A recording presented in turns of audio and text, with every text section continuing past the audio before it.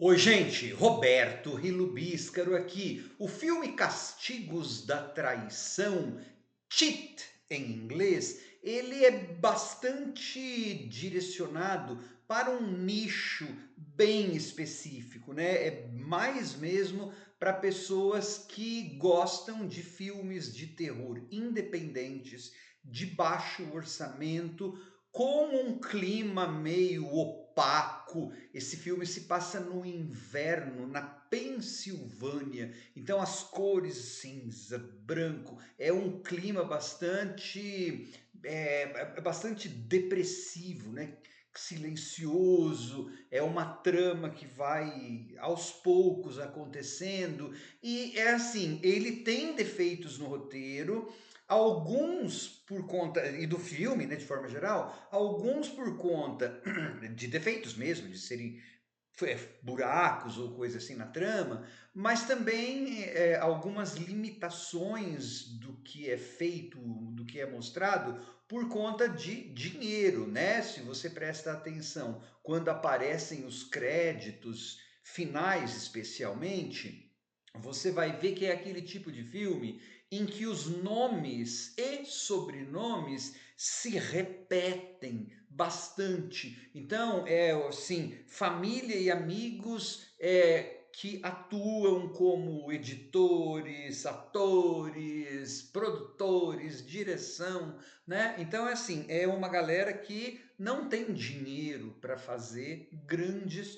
coisas. Então, tudo isso tem que levar em consideração. Também tem que levar em consideração que ele mais ou menos é uma espécie de It Follows, só que aí o que segue ou o que persegue as pessoas é a infidelidade, é a traição. E aí então um outro dado, né? Muita gente lerá esse filme como uma coisa bastante conservadora, mas eu não sei se é bem assim. Eu acho que existe outra leitura.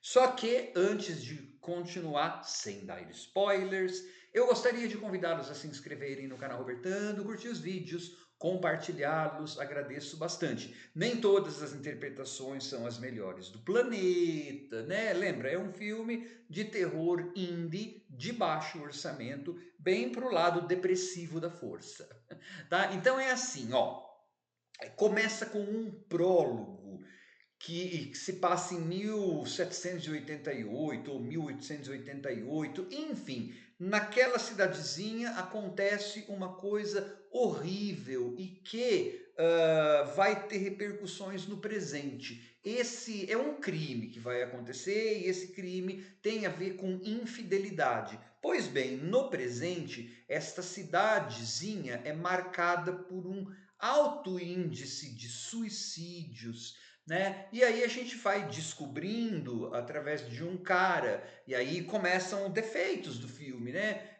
Você tem personagens, especialmente as coadjuvantes, que existem ali só para te dar exposição, elas não têm outra finalidade, sabe assim? Vai explicar para gente que esse crime do passado tem uma fantasma lá que se corporifica, na verdade, se corporifica e vai matar quem é infiel, tá? Você fala, vixe, meu Deus do céu, que coisa conservadora. Então, eu não sei se é conservadora por si só, para te dar uma mensagem conservadora, ou se está, na verdade, criticando. Porque é assim, ó, o filme ele escolhe como motivo de começo uma coisa que aconteceu no século, não lembro mais agora, se 1700 ou 1800, mas de qualquer forma, assim, é uma coisa que aconteceu no século 17, no século 18 ou no século 19 e que ainda rege o mundo moderno. Será que a gente não pode ler isso como uma crítica de como que como chama? Como que esses modos de pensar antigos, antiquados, ainda são usados, né? E ainda mais que o filme, esteticamente, escolhe um caminho bem de anos 80. Ele não é um filme slasher, mas ele usa aqueles tipos de letreiro, de slasher, e especialmente, outro filme dos anos 80, e especialmente aquela trilha sonora sintetizada, artificial, né? De filme slasher barato dos anos 80, aqueles que eu vivo resenhando aqui. E a gente sabe que aqueles filmes eram altamente moralistas no seguinte sentido, lembra? Quem transava antes do casamento morria e tal, né? E tem uma pessoa nesse filme, no que eu estou discutindo aqui, né? No Cheat, que fala, não, isso é hora de acabar mesmo, esse ciclo tem que acabar. Se vai acabar ou não, você vai ter que ver no filme, né? Mas então, você tem essa cidade que acontece isso. E para esta cidade, muda-se uma moça, uma universitária, que ela ganhou uma espécie de bolsa para ficar estudando lá arte, né? E ela, para economizar dinheiro, né, vai morar inclusive junto com o casal que financia, é uma fundação. Essa fundação foi criada porque a filha desse casal se suicidou. Aí então a gente deve imaginar que ela, na verdade, esses suicídios não são suicídios, é esse espírito, é essa coisa aí do passado que faz com que as coisas pareçam, né, suicídio. O curioso é que a cidadezinha parece ser um ovo e só algumas pessoas assim mais jovens conhecem essa história, né? Outras pessoas não conhecem, como se fosse num ovo daquele, todo mundo não conheceria. Lembra, eu falei que é um filme que tem muitos limites, né?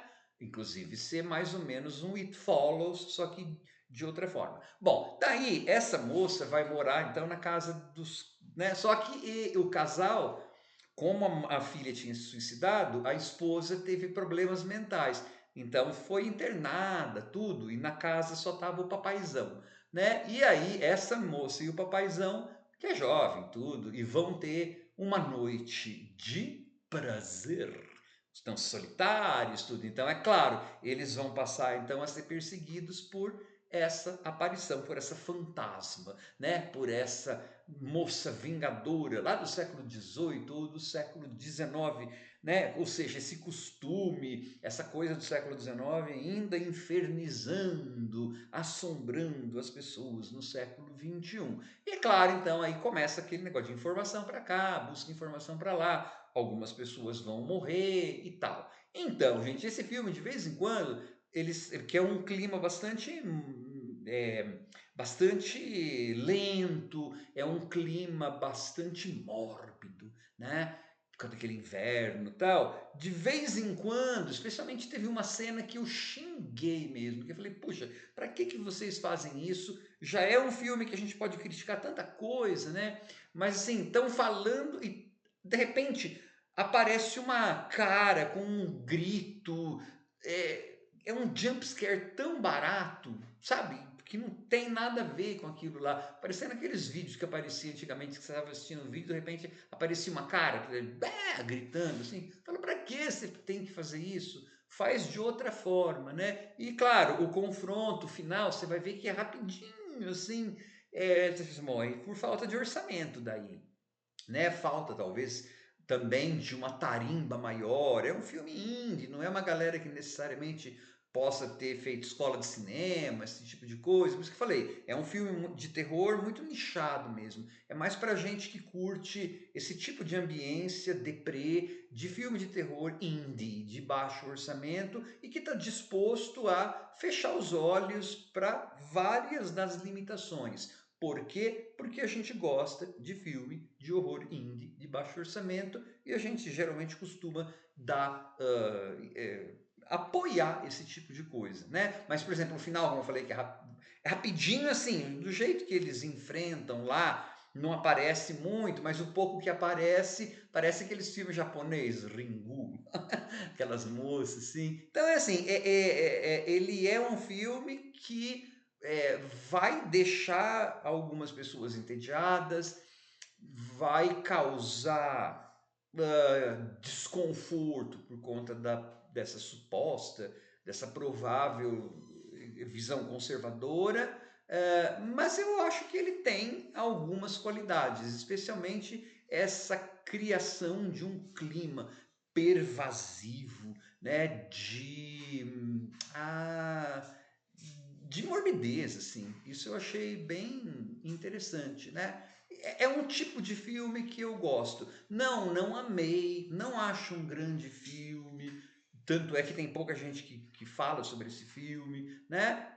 Mas assim, por ser esse empreendedorismo indie e que chegou no Brasil até em serviços de streaming, né? Agora no finalzinho de maio de 2025 tá lá naquele Adrenalina Pura, eu tô fazendo 7 dias de grátis lá, de teste, e assisti ali, nem nunca tinha ouvido falar desse filme, de tão indie que ele deve ser, e de tanto que ele não deve ter agradado ao público, né? De forma geral, nem ao pessoal do horror. Mas eu achei coisa bacana no filme. Acho que por conta da ambiência de inverno naquele lugar, no Nordeste dos Estados Unidos. Isso é uma coisa que me pega muito, por eu lembrar de invernos passados ali, né? Silêncio, aquela coisa assim, né? E eu gosto desse tipo de ambiência deprê, né? Washed out, desse tipo de filme. Para mim, valeu. Vou assistir novamente? Jamais, né? Mas eu respeitei o filme até, tá?